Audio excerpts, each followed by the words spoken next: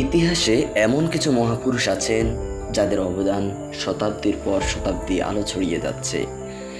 তাদের মাঝে ইসলামের অন্যতম শ্রেষ্ঠ পক্ষী ইমাম আবু হানিফা রহিমাহুল্লাহ, যিনি হানাফি মাযহাবের প্রতিষ্ঠাতা ছিলেন। 699 খ্রিস্টাব্দে ইরাকের কুফা নগরীতে জন্ম নেন নুমান ইবনে সাবিত, যিনি পরবর্তীতে ইমাম আবু হানিফা নামে মানুষের কাছে পরিচিতি লাভ করেন। তিনি শৈশব থেকেই ছিলেন মেধাবী, বুদ্ধিমান, সত্যান্বেষী এবং অসাধারণ স্মৃতিশক্তির অধিকারী। ইমাম আবু হানিফা প্রথমে কোরআন ও হাদিসে পারদর্শী হন।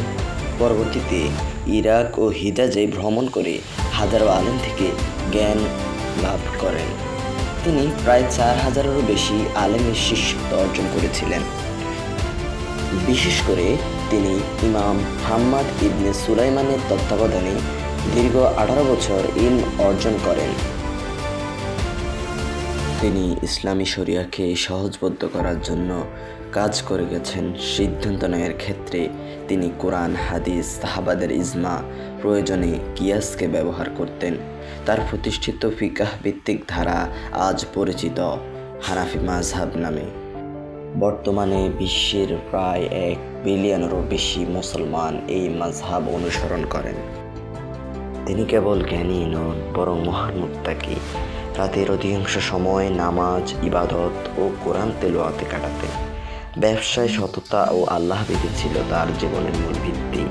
তিনি কখনো অন্যায়ের সাথে আপোষ করেননি এবং খলিফাদের কাছ থেকে সরকারি পদের কখনো লোভ করেননি।